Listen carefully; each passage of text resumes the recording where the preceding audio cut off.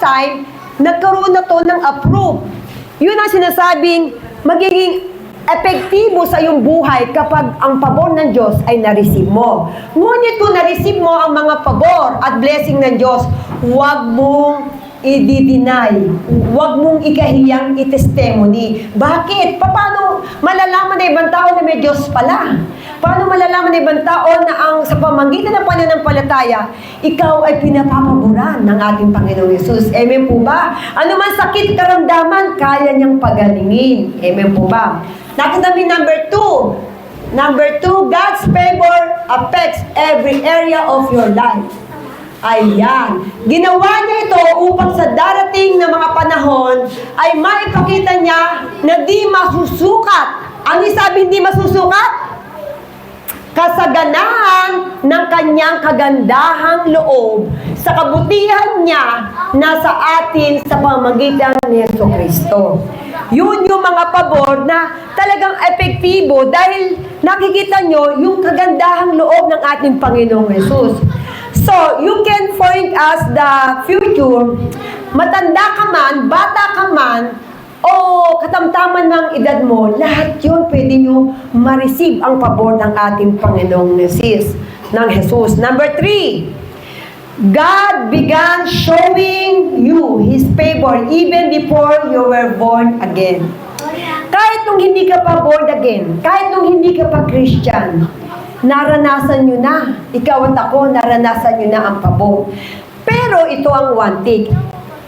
Kapag ikaw ay totoong na in love at na born again na totoo, pinanganak muli ang espiritu mo, nagbago ka, kung dating palamura ka, hindi ka na nagmumura, kung dating mainitin ang ulo mo, hindi na mainitin ang ulo mo, na-change yung buhay mo, ibig sabihin, mas makukuha mo yung pabor ng ating Panginoong Yesus. Sabi nga sa Romans 5:8, but God show His great love for us by sending Christ to die for us while we were still sinners. Kahit tayo naging makasalanan, binigyan tayo ng pagkakataon ng Diyos na ikaw at ako ay magbago. Yung salvation is the greatest expression of the favor of God. Yun yung yung kaligtasan na na-receive mo. Ayan. And number 4, ayan, number 4, ayan. God's favor surround you ayan. Pinagpala mo, O Yahweh, ang mga taong matuwid. Amen. At gaya ng kalasag, protektado sila sa iyong pag-ibig. Ano nangyari kay Noah? Hindi ba naging protektado siya? Nagunaw ang buong syudad. At siya pinotektuhan kahit lumubog ang kabahayan, ngunit pinotektahan siya at protektado at kalasag niya ang pag-ibig ng ating Panginoong Yesus. Ganun katindi. Dahil sabi nga ni Noah, walang naniniwala sa kanya, pinagtatawanan siya. Ikaw at ako pagtawanan man, sabihin ang mga born again ay burn again. Yun ang sinasabi nila, masusunog daw. Yung born, ginawa nilang burn. Hindi. Ang masusunog sa impyerno ay yung mga hindi nananampalataya sa ating Panginoong Yesus. At ano ang sabi nila sa mga born again? Ang mga born again ay sira ulo. Hindi. Di sana sira ulo ko. Ang tinutinu ko. Maganda pa, pinagpala pa. Papayag ba kayo sira ulo mga born again? No. Yes. No, amen. Sa malakas na palakpak sa ating Panginoong Yesus. Maraming mangmang na ang akala nila ang born again ay relihiyon. Paulit-ulit ko itong sineshare. Ipinanganak ka sa puwerta ng iyong ina. Hanggang dun lang, laman sa laman. Iba yung espiritu sa espiritu. Amen po ba?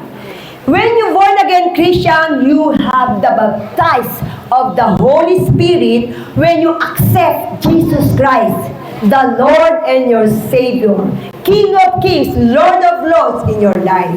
So, doon naging mangmang. Kaya maraming relihiyon na napakaraming inaakap na nakagisnan, ngunit ang pamumuhay ay makikita mo ang mga bibig nila ay puto kutsinta. Sino ba mahilig gumawa ng puto?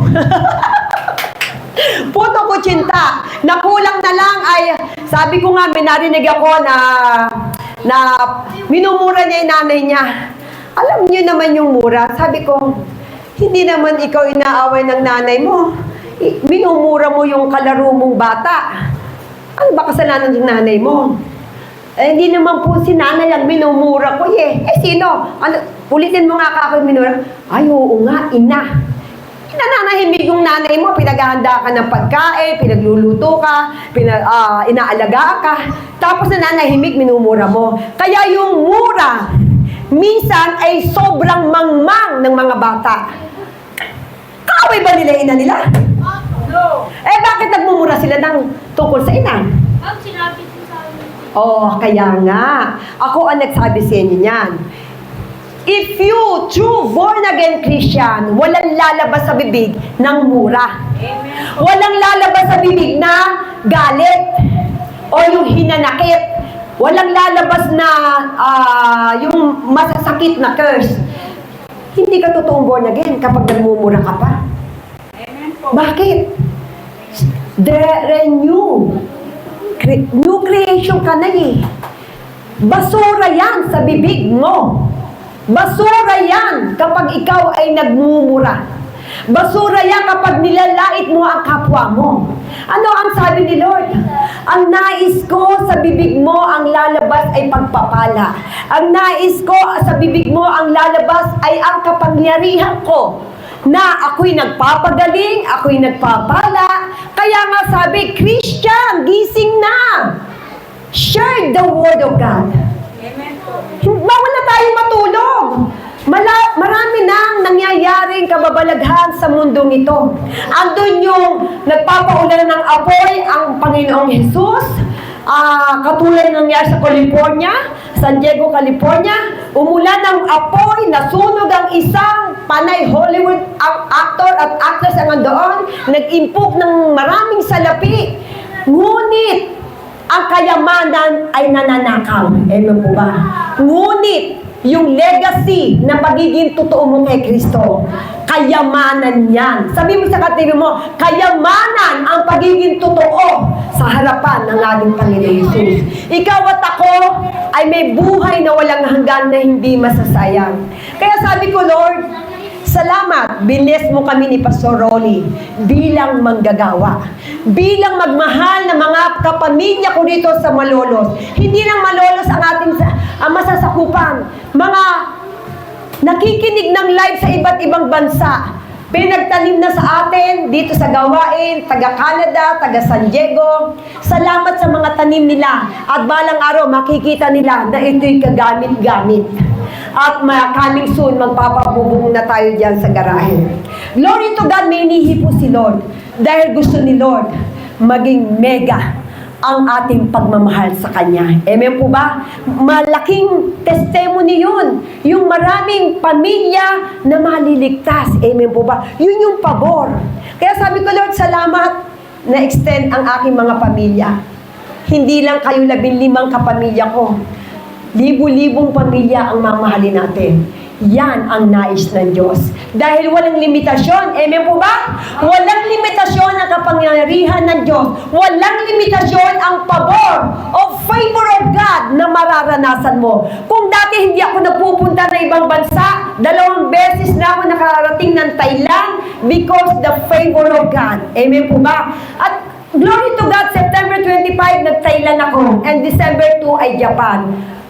Sa loob ng isang taon ay 2 bansa ang pinaapakan ni Lord sa akin. Pero sa Thailand, ako ay naghayag ng salita ng Diyos. At sa Japan, bagamat di ko maintindihan ang salitang Hapon, I declare, bigyan ako ni Lord ng speaking tongues ng Hapon at makapag-share din ako ng Word of God sa Japan. Para sa malakas na palakpak sa ating Panginoon, tunay na kung nais yung makarating na ibang bansa, makatungtong, pangarap na akala mo'y hindi nyo mararanasan. Pangarap na akala nyo na kay labo, pero hindi malabo sa ating Panginoong Yesus. Dahil ang Diyos ay hawak ang buhay mo. Sabi nga niya, by His divine power, God has given us everything we need. Ano sabi ni Lord? Everything we need. Lahat ng bagay na kailangan mo, isusupply ni Lord. Gaano kabuti ang ating Panginoong Yesus. We need for living a godly life. Kaya kailangan nga lang, sumunod ka sa kabutihan at apakan mo ang kapangyarihan ng Diyos na ikaw ay lalakad sa matuwid. Yung godly life kailangan pala natin para yung lahat ng kailangan mo ay isusupply niya. We have received all this by coming to know Him, the one who called us Himself. It made His miraculous and glory to excel how God is really loves you. Ganon niya. Mararamdaman mo kung paano ka minahal ni Lord. And I'm so happy, ikaw at ako ay minahal ng Diyos. Ikaw at ako ay nagkaroon ng pabor. Sa number 5, eto, you must realize, ayan, number 5, you must realize, accept God's favor to experience fully. Ma-experience natin yung talagang buong pabor na siyang ititestimony mo. Halimbawa, may cancer ka, pinagaling ka ng Diyos, huwag mong ikahiya.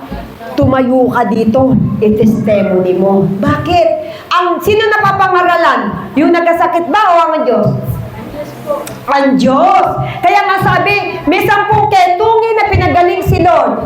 Yung siyang, ayaw siyang ihayag. Ayaw siyang i-glorify. Ngunit yung isang may ketong, bumalik siya. At sinabi niyang, si Jesus ang nagpagaling sa akin.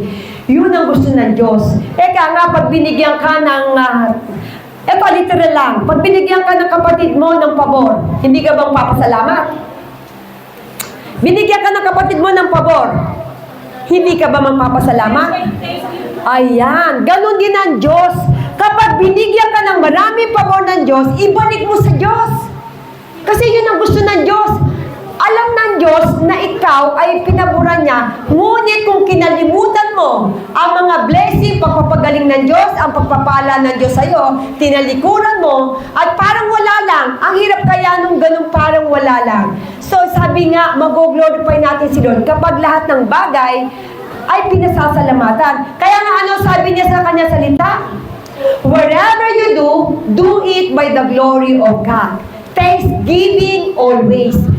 Ano man ang gawin mo dito sa mundong ito, always thanksgiving. Kung paano tayo sanay magpasalamat sa tao, magpasalamat mas higit tayo sa Diyos. Amen po ba? Dahil siya yung magbibigay ng tamang direction sa'yo. Eka nga, ang message na to ay talagang ang pabor ay nagpapakita na if you decide to have God's favor evident in your life, then begin to study. Kailangan, kung gusto nyo ma-receive ang pabor ng Diyos, saliksikin niyo salita ng Diyos para maranasan nyo, Lord, ano nga ba pabor mo sa akin? Nagtatanong ka sa Diyos, bakit wala nga kang nare-receive na pagpapala? Nagtatanong ka sa Diyos, bakit ganito buhay ko? Eh kung tanungin ka ng Diyos, nagtanong ka ba sa salita ko? Binasa mo ba yung Biblia ko? Binasa mo ba kung ano yung pabor na nais kong ibigay sa'yo? You did not know because you did not know read the Bible. Hindi mo nga binubuklat yung salita ng Diyos, tapos questionin mo yung Diyos. Lord, bakit ganun yung iba may pabor ka? Bakit yung iba ang yaman? Bakit yung iba iba't ibang bansa ang nararating? Bakit ganun? Bakit? Tanungin ka ng Diyos, bakit? Ano ba ginagawa mo? Binuklat mo ba? Meron ka bang memory verse?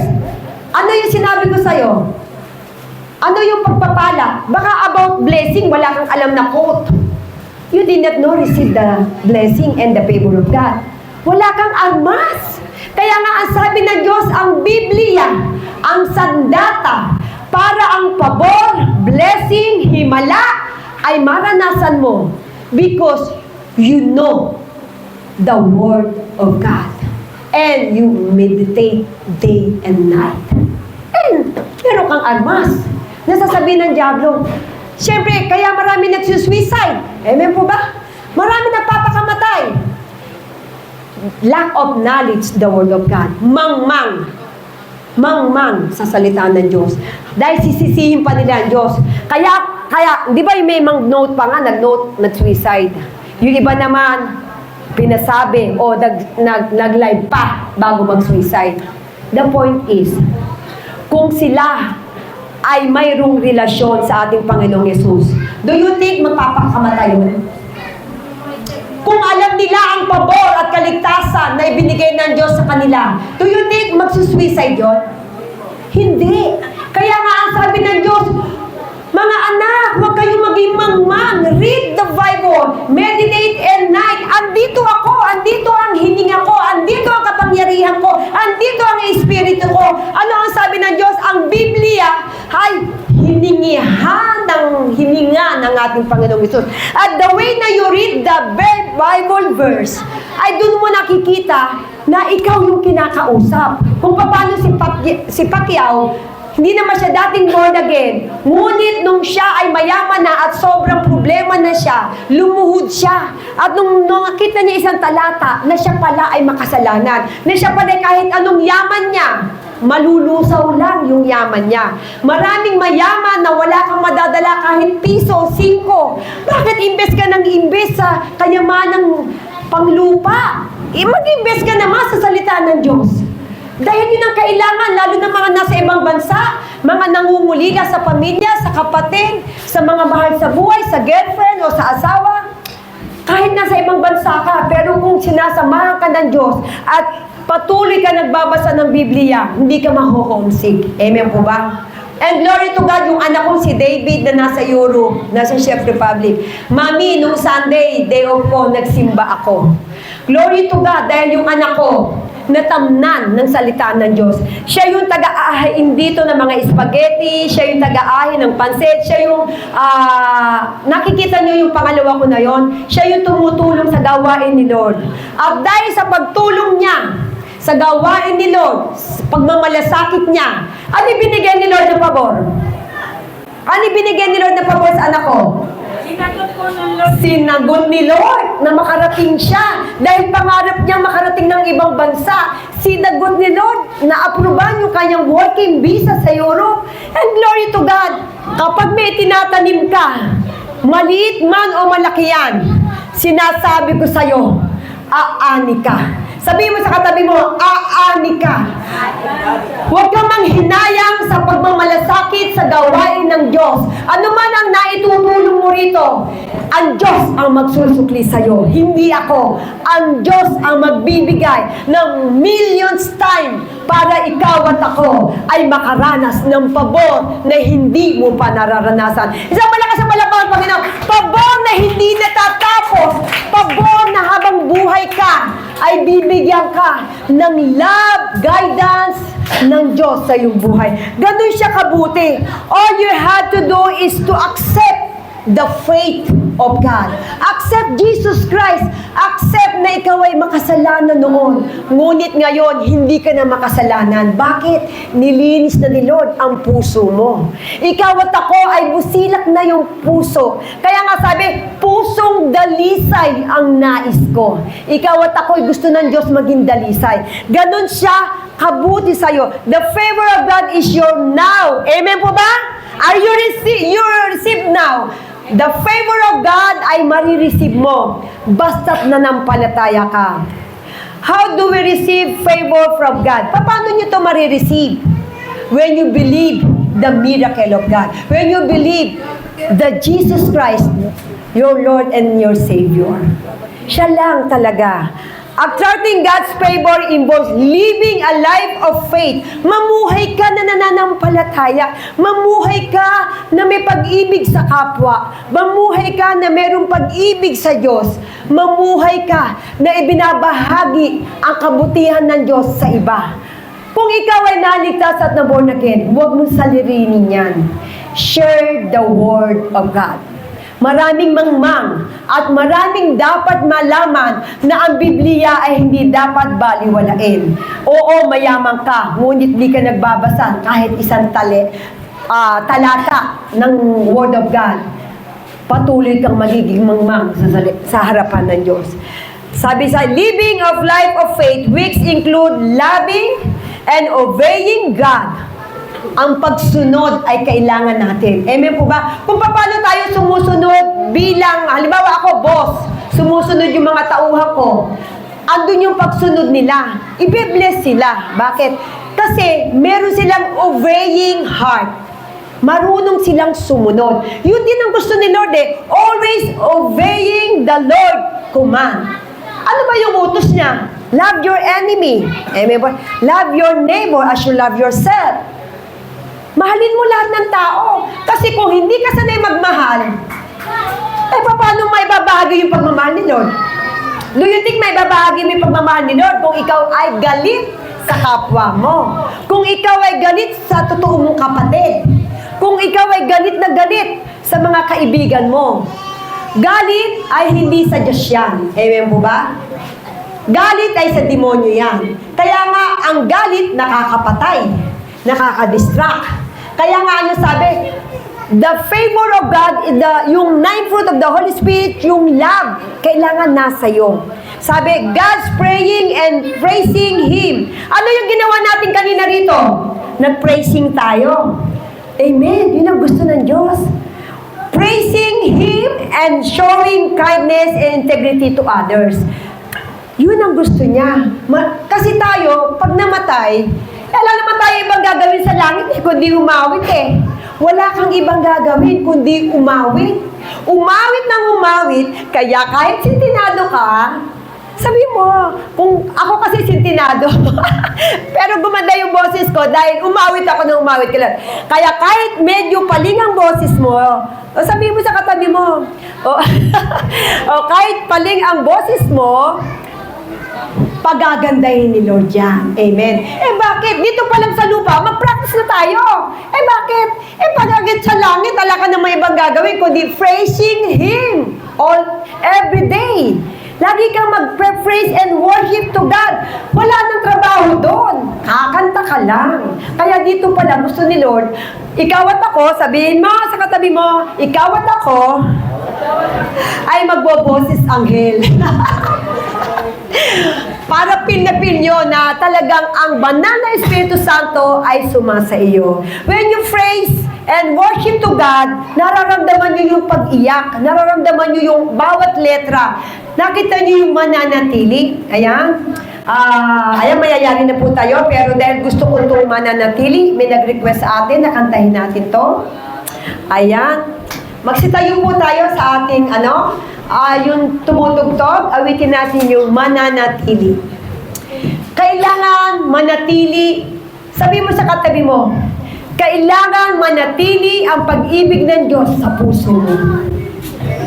Sabi mo sa katabi mo yan, kailangan manatili ang pag-aalab mo sa pagmamahal sa ating Panginoong Yesus. Dahil ang pagiging mag-stay ka lang sa presensya ni Lord. Ikaw at ako ay kailangang manatili sa presensya ng Diyos. Upang dumating man ang bagyo ng iyong buhay, bagyo ng sakit, bagyo ng kakulangan sa pera, bagyo na hindi mo kaya. Ngunit kung mananatili ka sa Diyos, sinasabi ko sa iyo kapatid, buhay ang Diyos. Mararamdaman mo yung akap ng Diyos sa buhay mo. Mararamdaman mo kung gaano kahalaga ang buhay mo sa harapan ng Diyos. Gawin yung panalangin ng awiting ito para kung dumating man ang mga pagsubok na hindi mo napaghandaan, ang Diyos, ang kamay ng Diyos, ang hahawak sa buhay mo. Mga nanonood na nasa ibang bansa, kung kayo'y naho-homesick, nalulungkot, ang Diyos ang magbibigay ng kaaliwan sa iyo. Ang Diyos ang gagabay sa iyo sa ibang bansa. Mananatili kang matatag sa pakikipaglaban sa ibang bansa dahil ikaw ay mahal ng Diyos. Sumabay ka sa panalangin ito at itaas niyo ang iyong kamay upang madaman niyo kung gaano nanatili ang Diyos sa iyong buhay.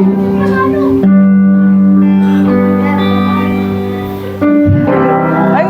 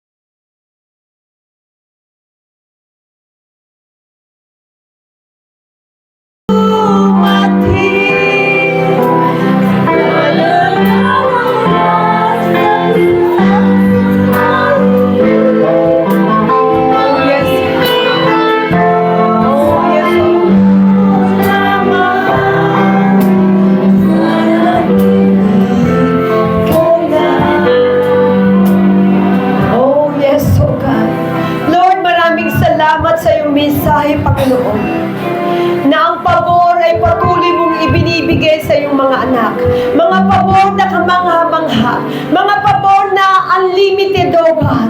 Lord, maraming salamat sapagkat ito ay nilaan mo sa mga taong nananampalataya sa iyo, sa mga taong patuloy na lumalakad ng matuwid at kalugod-lugod sa iyong harapan, O God. Kung paano si Noah, Panginoon, anumang bagyo, anumang trahedya dumating sa buhay niya, he found the favor in the eyes of God. Lord, patuloy na iyong mata ay nakatingin sa amin. Patuloy na iyong mata ay nakatunghay sa iyong mga nilikha. Patuloy na katunghay ang iyong mata sa mga taong lumalakad ng kalugod-lugod sa iyong harapan. Lord, bigyan mo ang puso, ang bawat isa, ng pusong busila, pusong mapagmahal, pusong sumusunod sa iyo, O God. At yung mga tao na hindi pa alam ang iyong Biblia, hindi pa alam ang iyong salita, Panginoon, turuan mo sila, Panginoon, na magbasa ng iyong salita. Magkaroon sila ng talata na panglaban nila sa gawa ng demonyo. Mga gawa ng kaaway na mapagtatagumpayan ng bawat isa, O God. Lord, the favor of God, Lord, ay mararanasan ng aming mga mahal sa buhay, ng aming mga kamag-anak, ng aming mga kasamahan sa church na ito, Panginoon. Lord, salamat sa pabor na ibinigay mo na kay Sister Tess. Siya'y gagabayan mo sa operasyon, Panginoon. O, salamat sa pamilya, Lord, niya, na 10 ng kanyang nasasakupan ay tunay na makakakilala at tunay na patuloy na ikaw ang hawak sa pamilya niya, O God. At sila'y mabubunagin. Ang espiritu nila ay bubuhayin mo, Lord, sapagkat, Lord, magiging bagong nilikha sila, Panginoon. Ganon din, Lord, ang pamilya nila Sister Ana, O God, nila Sister Nita, ang mga pamilya na narito, O God, ay mahal na mahal namin, O God. Magbigay ka ng maraming pamilya na mamahalin namin, O God, at patuloy namin silang mamahalin gaya ng pagmamahal mo sa amin, Panginoon.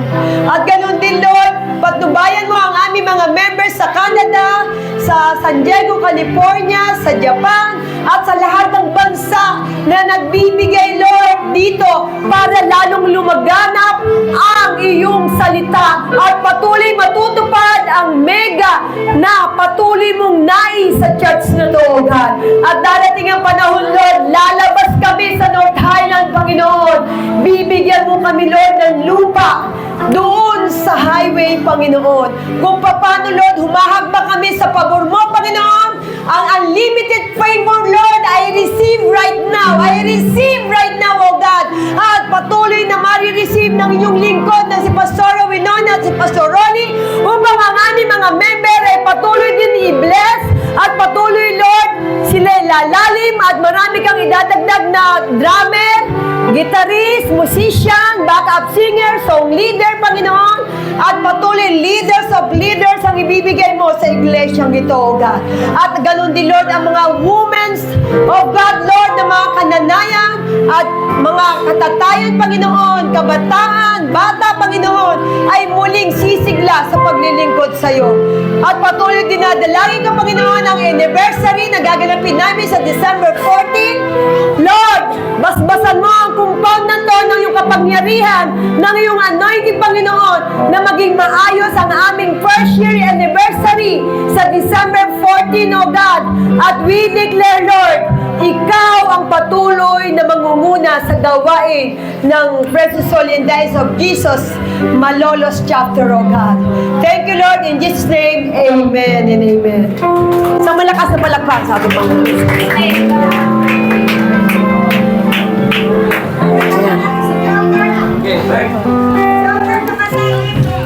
Ayan, hinahayaan po natin kung may birthday sa November. Ikaw magpe-pray na natin. Para ipag-pray po natin si Jobert Gulapa. Ano na mga... Ayan. Sino pa ba may birthday? Si Ate Dulo. Tapos na yun eh. Si Roxanne. Ala ko rito sa Sunday. Kayong dalawa ni Roxanne. Kayong dalawa. Roxanne, birthday mo rin. Ala ko dito.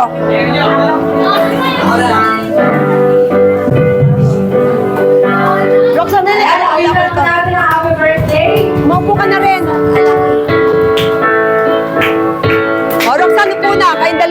Reverend.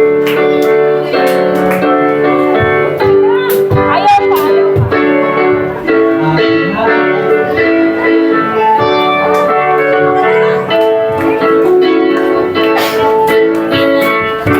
Happy birthday!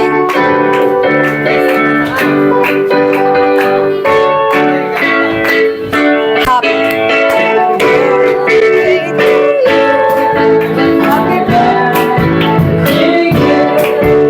Happy birthday, happy birthday. Ay, magsitayo kayo lahat. Kamayan nyo. Happy birthday to you. Happy birthday to you. Happy birthday, happy birthday. Happy birthday to you. Maligayang bati sa'yo at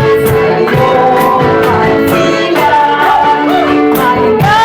Maligayang, maligayang bati. Oh, happy birthday! Happy birthday to you. Happy birthday to you. Happy birthday, happy birthday. Happy birthday to you. Ayan! Sa malakas! Sa malakas na palakpak sa ating Panginoong Jesus. Yan. Ituon niyo po ang inyong kamay bilang pagbibigay ng blessing sa dalawang nag-birthday na pinagpala na to. The blessed man of God and the blessed woman of God. Ayan, yan ang dinideklara natin. Oh, Father God, Lord, maraming salamat sa buhay ni Jobert, oh God. Lord, maraming salamat sa buhay ni Jobert. Tunay na ako ay nabe-bless dahil tunay na matagal na rin, Lord, namin itong tauhan, bagamat na wala siya, bumalik. Lord, alam ko, pinili mo si Jobert sa gawain na to. Pinili mo upang i-bless ang kanyang buhay, Panginoon. Lord, patuloy, Lord, dinadalangin ko, ikaw ang patuloy na mag-ingat sa kanya araw-araw, lalo na sa kanyang pagdadrive, Panginoon. Lord, ganun din, Lord, ang kanyang butihing minamahal. Patuloy, Lord, bigyan mo sila, Lord, ng matibay na relasyon. Matibay at lalo na, Lord, ikaw mag-bless sa kanila. At ang pangarap nila, Lord, ay darating ang naisin nila. Ano man, Lord, pabor na hinihingi niya, Lord, sa iyo. Alam kong ibinigay mo na sa kanya. Manampalataya lamang siya na ito ay magkakaroon ng katuparan. Sabi mo nga, Lord, kung kami magiging kalugod-lugod at magiging mabuti sa iyong harapan, lahat ng pabor ay kaya mong ibuhos kay Brother Robert, oh God. Lord, salamat sa buhay niya at nananampalataya ako, Lord.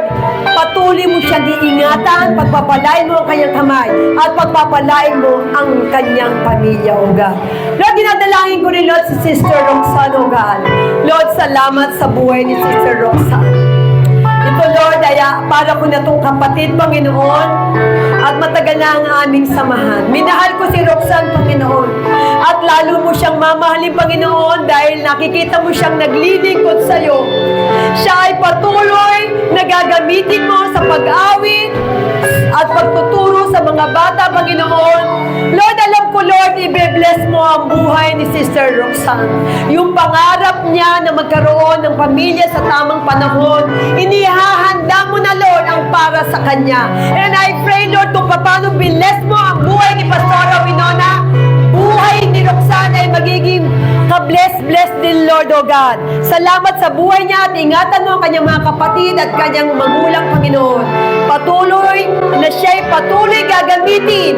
10 na kanyang magiging pamilya, balang araw ay buong pamilya niya ay maglilingkod sa iglesia mo, Panginoon. Salamat din sa buhay ni Brother Jobert na sila'y maglilingkod parehas sa iyong iglesia, O God. Itataas ka nila at pasasalamatan. Thank you, Lord, in Jesus' name. Amen.